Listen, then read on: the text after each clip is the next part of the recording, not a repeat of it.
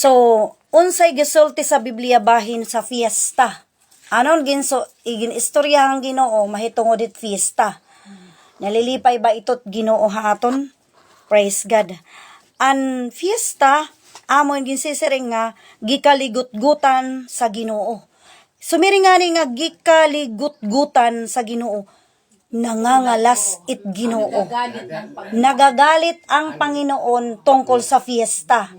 Basahin natin sa Isaiah 1 verse 14. Sige. Tingnan natin Isaiah verse 1 to 14. Chapter 1 verse 14. Sige, marunong na si sister magbasa ng Biblia. Sige. Isaiah 1:14. Sige natin, sis. Waray-waray, nasa ring. Isaiah. Napupungot ako ha iyo nga mga piyesta. Hadsubang nga bulan ngan baraan nga adlaw. Para sa anon ini nga ginggugulan na ako hinpag dinara.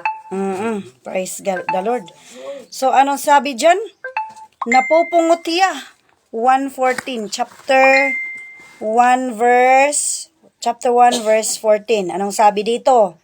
Sige nga sis, basahin mo sis. Pinagdaramdam ko. Ipinagdaramdaman ng aking puso ang iyong mga bagong buwan at ang iyong mga takdang kapistahan, mga kababagan sa akin. Ako'y patap ng pagdadala ng mga yaon. Nabubugatan na ang Ginoong pagdinara ito. Kakapoy na. Praise God. Hallelujah. Napakainit dito. Pagod na. Pagod na sa pagdadala. Ibig sabihin, ayaw ng Panginoon ng fiesta, patron. Praise God. Siring didi, gitamay sa Ginoo og dili siya malipay. Sumiring nga ni gitamay hatagalog. Ano 'yon? Halimbawa, yung pangit na tao, ating pinagwiwikaan ng hindi maganda. Pangit mo, ganun. Itong fiesta ay gitamay. Ayaw ng Panginoon, gitamay sa Ginoo og dili siya malipay. Ang Panginoon ay hindi na siyahan. Hindi na siyahan ang Panginoon sa mga fiesta. Amos chapter 5 verse 21. Basahin natin. Amos 5:21. Isaiah din yan.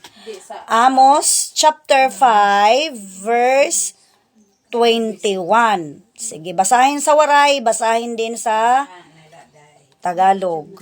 5:21. Kamo na kayo siya. Mahirap hanapin. Mahirap yan. Amos 5:21 nasa banda. Itong cellphone din ni sister ayaw magpakita yung ayaw magpakita. Amos ano? Amos 5:21. Okay, Amos 5:21. Dito tayo sa Bible ko. 5:21, sabi rito. Basahin ko, te. Nandiyan na? 5:21? Sige, basahin mo. Ngunit huwag ninyong hanapin ang Bethel ni may sipagpasok man sa Gilgal at huwag kayo magsidaan sa Beersheba sapagkat walang Hindi yan sis. Hindi yan sis. 21. 5:21. Amos 5:21. Chapter 5 verse 21. Sabi dito sa 21. Sige. Basahin mo. Aking kinaputan, aking hinahamak ang iyong mga kapistahan. Hinahamak. Ano doon? Ayun ang sinasabing tinatamay. Hinahamak. Sige. Ang iyong mga kapistahan at hindi ako malulugod sa iyong mga takdang kapulungan. Kapulungan, ibig sabihin pagtitipon. Pagtitipon, pagkatitirok. Ayaw ng Panginoon sa mga fiesta, sa mga kapulungan, pagtitipon. Hindi ako nasyasyahan. Hindi siya hindi siya nalilipay. Oo. So, ibig sabihin, kung waray-waray daw te. Sige nga, basahin. Nagsiring ang Ginoo, na diri ako iyong mga piyesta. Makuri ko na ini mailob. Kita ala ito't pulong nga makuri ko na ini mailob. Nadiri gud ang Ginoo at fiesta. Nadiri ang Ginoong patron. Oo, maringasa gud man kay budot tutut. Siringgitay. Di ba yung nagfiesta? Ayaw niya. Yung di ba yung nagfiesta doon sa pinamupuan?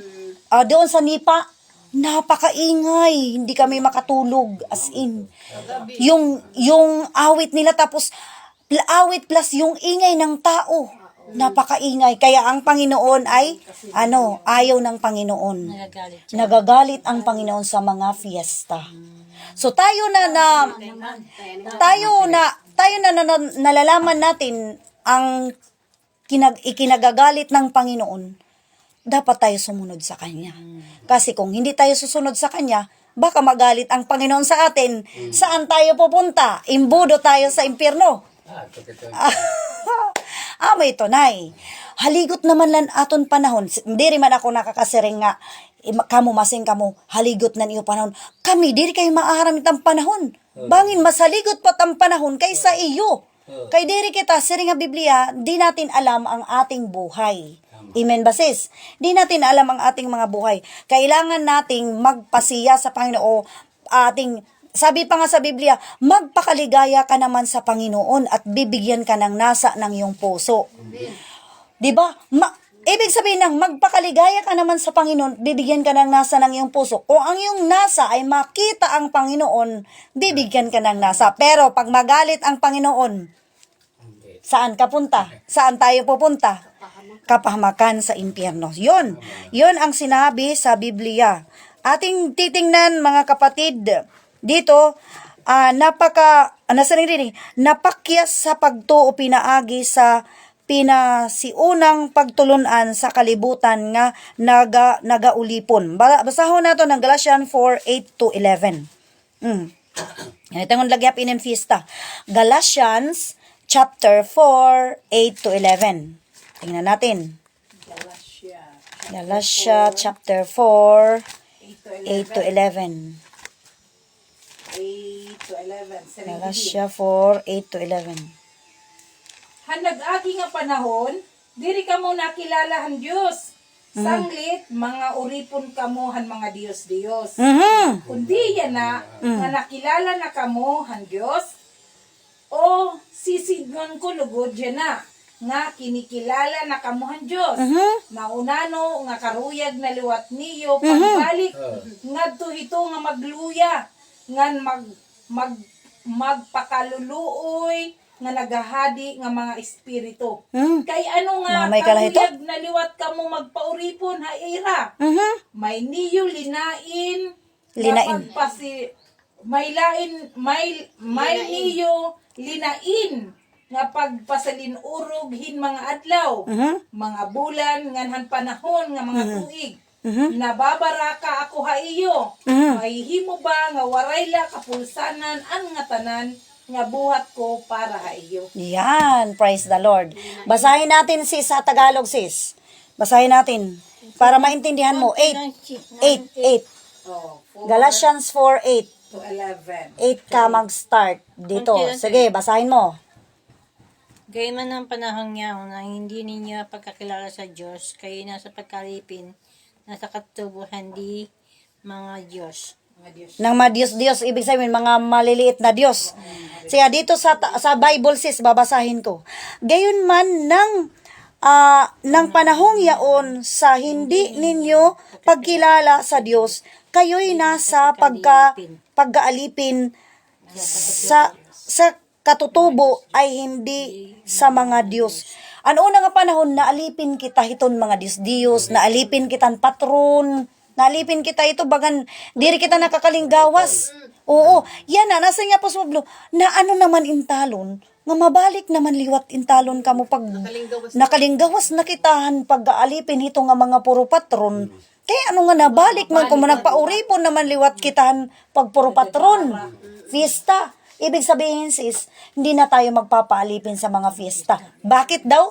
Dahil mga Diyos ang pinaglilingkuran ng mga pagfifiesta. Kapag mga Diyos, ibig sabihin si Satanas yan ang pinaglilingkuran.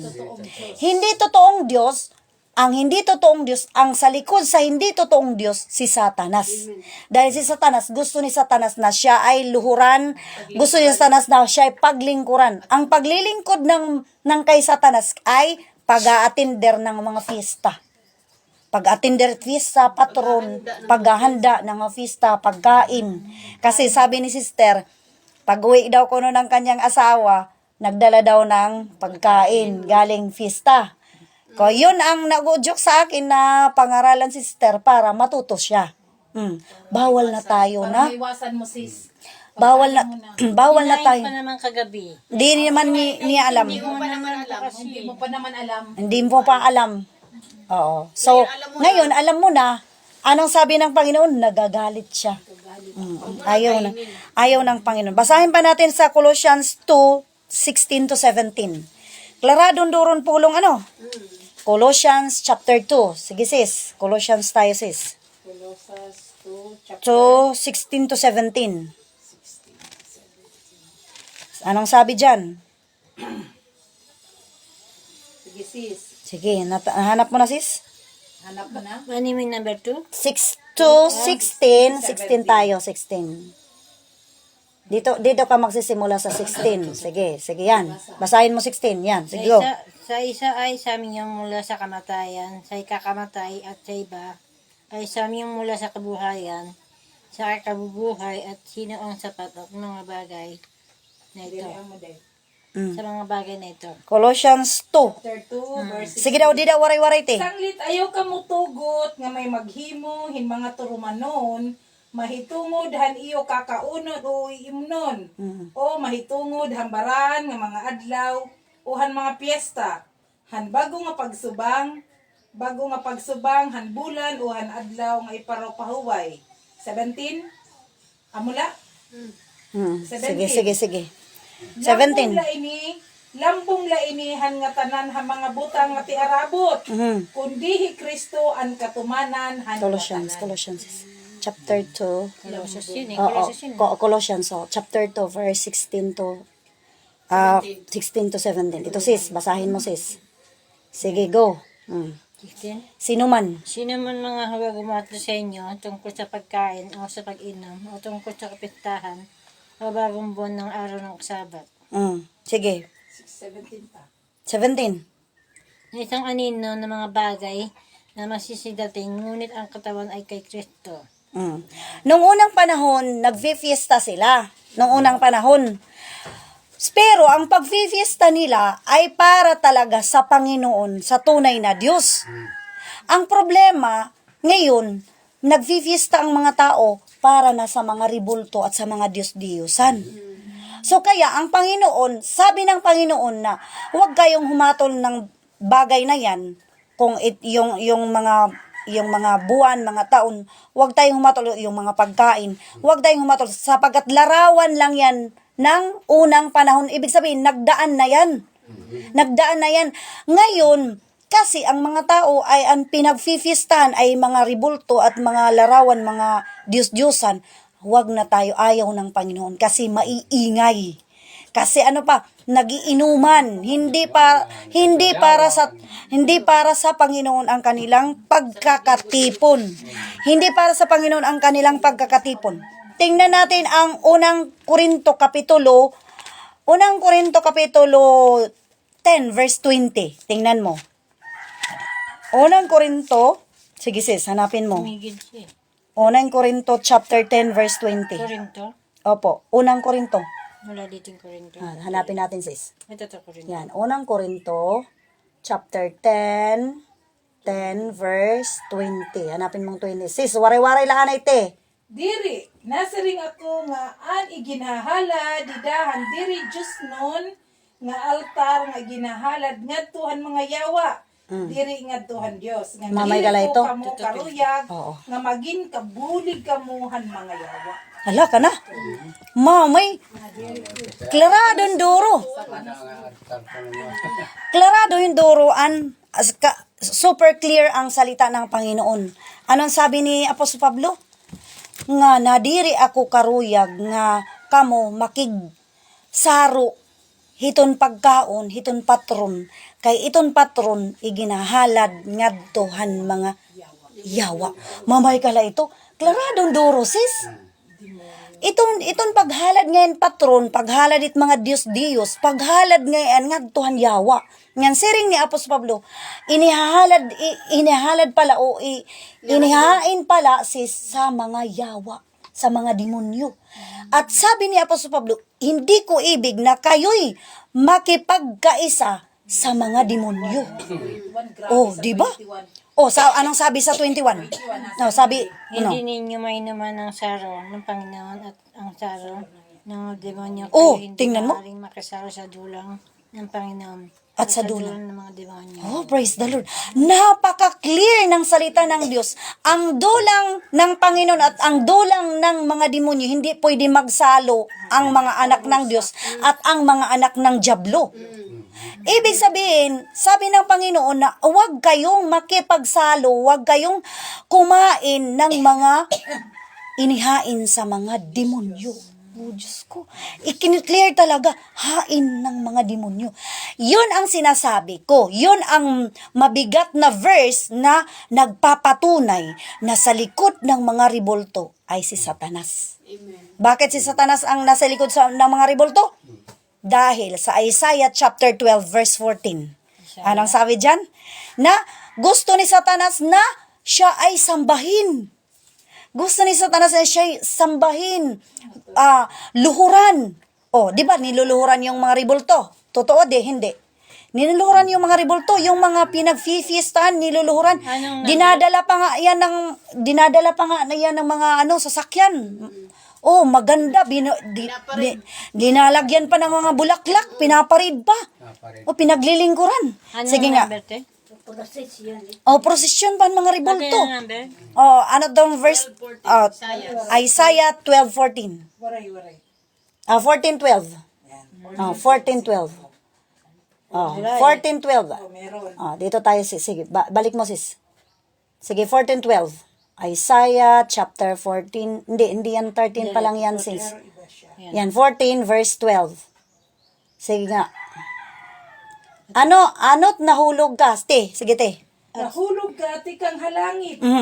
Hadihan Babilonya. Yun ito, Satanas. Ang mapawa, ngan makabugwas. Hadto anay, ginrekupo mo in mga nasod. Kundi yan na, iginlabog ka na ngadto hatuna. Adi na yan hatuna. Hain na Satanas, adi hatuna. Praise the Lord, hallelujah. Makulba ang mga tao gimbibinanatan. Sanglit kulba go din ni hatuna. Gusto man niya lumabaw hagin. Oh, gusto man niya lumabaw Ginoo. Kaya iginlabog talaga yan sa lupa. So, ang gagawin niya, mag-aakay siya ng maraming tao para ligawin. Dito sa English, nasa rin dito. How art thou fallen from heaven, O Lucifer? Oh, klarado di Lucifer. Lucifer. Kaya adi hatuna, nagpipinan, udyukit mga to. Hala, pag ininom ka mo. Hala, para mamatay diretso ka mo. Mamatay nga rin ka mo, sigurado na ka mo akon. Oh. So, ama ito ni aging bubuhat, nga siringgis kun aton ipadayon ito nga nagmataas siya. Sige daw, padayon daw. Nagtatalinguha ka pagsaka ngadto halangit Sus. ngan pagbutang haimo truno naibaw hangi taasi nga mga bituon Ogoy. naguhuna-huna ka paglingkod sugad hadi hito nga bukid han kaamihanan nga ginterukan han kadyusan nga nagsiring nga masaka ka ngadtuhan mga talimpungayan han mga dampog ngan masusugad ka hinlabi ka makagarahom Agoy. iginunlod ka ginunlod. han lalarumi nga balin han kalibutan han mga patay Patuloy lang yan sis, 'di ba? 14, 12, 13, 14. gusto niyang Gusto niya sis. Gusto niya talaga na maging Diyos. Gusto niya maging Diyos. Si Satanas ba? Si Lucifer ba? Gusto niya maging Diyos. Gusto niyang luhuran din siya. Kaya, ano ang sinabi sa unang Korinto chapter 10 verse 20? Na 2021. Sa likod pala ng mga ribulto, mga patron, siya pala ang may pakana ng mga pagpapatron, mga pagfifista. Kaya ayaw ng Panginoon na tayo ay makipag-isa sa mga salo-salo ng mga patron o fiesta. Kasi inihahain nila yan sa mga demonyo. Clear naman yung salita ng Diyos. Alang man na ako lang ang nagsabi niyan. May base naman tayo, di ba? 'Di ba? Basahin mo sis sa 1 Corinthians chapter 10 verse 22. Oh, Nasaring. na Diri kamo makakainom, tikang hankupahan Ginoo. Corinthians. Ngantikang hankupan wathan mga yawa. Praise Diri God. kamo makakakaon halamisahan Ginoo, nganhan lamisa liwathan mga yawa. Praise the Lord. Hallelujah. 1 Corinthians 10. Diri good. Di good pwede pakigsaro. Oh, tingnan mo ha. Usa. Oh, tapos sabi pagod ng Panginoon, naninibugho siya.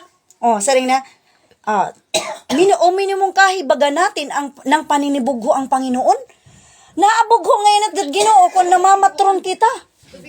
Kaya ano, ipinamumungkahi baga ninyo, baga natin sa paninibugho ang Panginoon, tayo bagay lalong malakas kaysa Kanya. Oh, karigsig, ibig sabihin, maato ka ba iya? Maato ka ba iya pulong? Maato ka ba iton, papanibughuin mo ba ang Panginoon dahil sa pamamatron mo? Kasi alam mo naman na para yan sa mga demonyo, nagsiselos ang Panginoon. Napakasakit, napakabigat itong Bible study na ito na ayaw talaga ng Panginoon na tayo ay dumalo sa mga patron. Itong mga Diyos-Diyosan na, yung mga ribulto. Yung babae doon sa pinamupuan sa Nipa, yung kanyang na-paralyze siya, yung kanyang lahat ng mga ribulto, kahit mga larawan ng mga ribulto, ibinigay niya talaga. Pati yung malaki na ribulto, ibinigay niya. Oh, yan. San Roque ato? San Roque. Yan. O yan, amo iton. Binigay niya. Wala na. Nasunog na. Praise the Lord. Yun sis, alam mo na ngayon, napaka-importante ng Panginoon ang kanyang salita. Old Testament pa yan sis. Old Testament pa yan. Sa panahon pa ni na Moises, nung unang panahon pa, ayaw na talaga ng Panginoon na mayroong ibang Diyos. Gusto ng Panginoon siya, isa lang. Basahin natin sa John chapter 3 verse 23 to 24. John chapter 4 verse 23 to 24. John 4, 23 to 24. Gusto niya, isa lang. Espiritu lang ang ating pagsamba sa Kanya. Amen. Hallelujah. John 1. John chapter 3. Hindi first John sis. Hindi first John. Hindi third John. Hindi third John. Balik ka. John lang. Juan la. 1 yun eh. Hindi. Dito yung Juan kasi yan. Juan ang Juan. Walang first John. John chapter 4, 23 to 24. 23 sis. Sige, 23. Ayun, tito. 23, sige. Kapag dumating ang oras at ngayon nga, nasasabayin mga tunay na Mananamba. ang mga espiritu at Ang Ama. katotohanan. Sa Espiritu sa Ang Ama sa espiritu at katotohanan. Sapagkat inaanap ng Ama ang mga gayon na maging mananamba sa Kanya. Amen. So, sa waray-waray, basahin natin. Kundi maabot ang panahon nga anhina nga magsisimbahan amay ang ka-espiritu. Ngan hakamatuuran, an matuod nga mga magsiringba. Amo ini ang mga magsirimba nga naruruyagan han amay, ngan magsisimba ha iya. Ha espiritu ang Dios ngan kinahanglan, magsimba ha espiritu hakamatuuran, an Ngan magsisimba kamatuoran. ha iya. So, ibig sabihin sis, na gusto ng Panginoon at kung tayo ay sumimba, wala ng larawan, mga ribulto, diretso na sa Panginoon. Kung tayo ay magfifista tayo sa Panginoon, pasalamat tayo sa Panginoon. Meron naman tayong pasalamat. Tuwing sa isang taon, mayroon tayong pasasalamat. May foot washing, at saka may Thanksgiving at giving bread, unleavened bread. Just kinakain din natin. Oo, hindi na sa mga ribulto. Diretsuhan na tayo sa Panginoon. Sapagkat hinahanap ng Panginoon, ngayon na nga, hinahanap ng Panginoon, ang mananamba sa Kanya, kailangan sumamba sa Kanya sa Espiritu at sa katotohanan. Clear na sis? Ibig sabihin, di tayo iinom ng, of course, bawal na talaga sa atin yung pag-inom ng nakalalasing na inumin. Oo, alak. Basta nakakalasing. Oo, bawal na yan sa atin.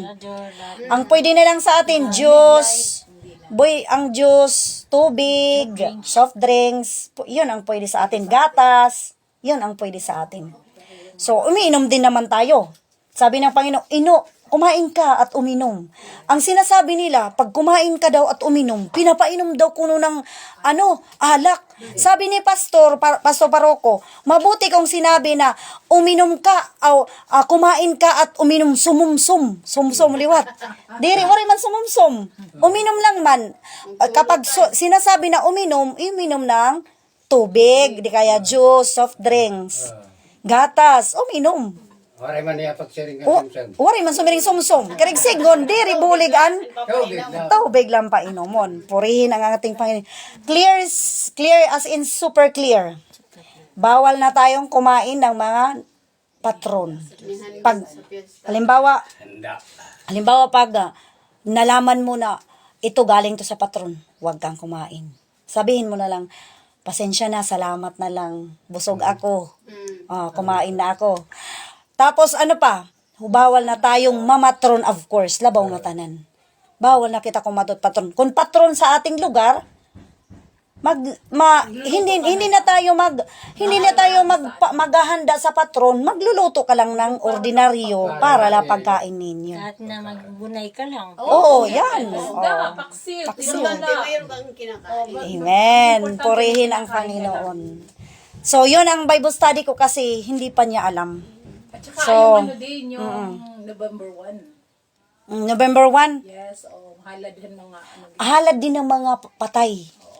Hindi rin ang tayo pwede. Di ba? Mayroong mga patay, kalagalag, mga All Souls Day, All Saints Day. Kasi sabi ng Panginoon, di ba, na binasa ko sa iyo, ayaw ng Panginoon na, Pumunta ka sa patay. ayaw ng Panginoon na tinatawag natin yung mga patay, sumasangguni tayo sa mga patay. Di ba yung binasa ko, Deuteronomy? Nung binasa ko noong una, Deuteronomy chapter 18, verse 10 to 12, ayaw ng Panginoon na tayo sumasangguni sa mga patay. So, bawal din sa atin yan. Pwede lang tayo mag-death anniversary. Pwede lang tayo na, halimbawa, namatay yung, kung halimbawa, na mama mo or papa mo, namatay. Tapos, halimbawa, December 5, namatay. Death anniversary, yung pwede ka maghanda. Tapos, invite ang mga tao na hindi pa marunong sa salita ng Diyos, ating pangaralan. Yan, pangaralan natin ang salita. Sabihin din sis na like kung may namatay sa lugar nyo, pwede ka pumunta. Kasi baka sabihin mo, ay, hindi kami pwede niyan. Pwede kang pumunta kung may namatay, pakikuan yun. Pero yun talagang sa November 1, yung mga halad-halad. Halad-halad, ayaw ng Panginoon yan. Hindi ka pwedeng dumada. Pagkain ba ganun nilalagay sa altar? Sa altar, Di ba oo, sa Maynila sis, di ba pagka once November 1, naglalagay sila ng kandila dito, naghahanda sila, tapos nag-ano sila, si ganito, di ba, inaano yung pangalan yung mga nagkamatay na, kain na kayo, sinasabi, kain na kayo. Oo, yung mga pinapakain kaluluwa. yung mga kaluluwa. Hindi, masama yun, hindi natin. Ayaw ng Panginoon yan. Pwedeng kainin niya. Oo. So, sige lang, maintindihan ba? Pwede kang dumalo sa patay. Pwede ka, linisan mo na yung, Pwede. puntod. Kala ko hindi pwedeng dumalo sa patay. Pwede yung dumalaw. Kaya, lilinisan mo lang, syempre, mahal mo siya. Sabay sa Wag ka lang makisabay sa November 1. Oo, Pwede na sa ibang araw na lang. sa ibang araw. Kasi sabi ng Panginoon kasi, wag na kayong makiayon sa sanlibutan ito. Mag-iba na kayo ng landas. Like for example sis, November 1, mga 30 pa lang ng April, ano ba yan? October, no? October, 30 pa lang ng October, punta ka na doon.